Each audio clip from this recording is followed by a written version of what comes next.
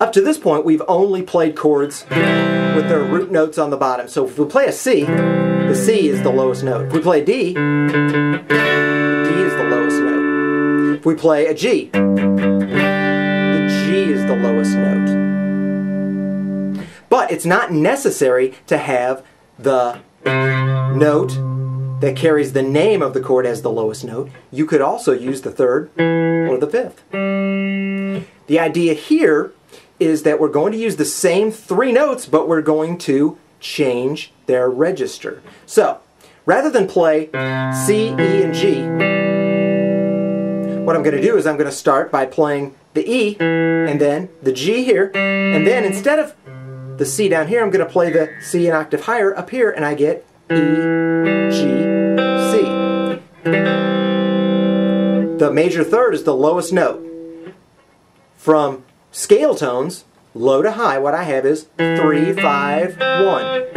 This is known as a first inversion chord because I've inverted the C, E, and G to now be E, G, and C. I've taken the C and moved it up an octave higher. I can do the same thing one more time, and instead of playing the E on the bottom, I can leave the G, the lowest note on the bottom, and then move the E up higher. So now the C and the E are both up here. And then what I get is a G, a C, and an E. This is known as a second inversion. If I carry the principle one step further, meaning that I'm going to make the G an octave higher, I've essentially just returned to my basic triad shape, which is known as root position. So, I've got a C, an E, and a G. Low to high, that's root position. The C is at the bottom. The E, the major third, any chord that has the major third on the bottom is a first inversion.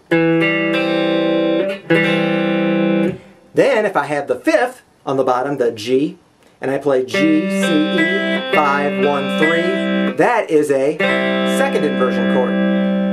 If I continue that principle up higher, if I move the G up an octave higher to here and I play C, E, G, I've simply returned to my root position an octave higher.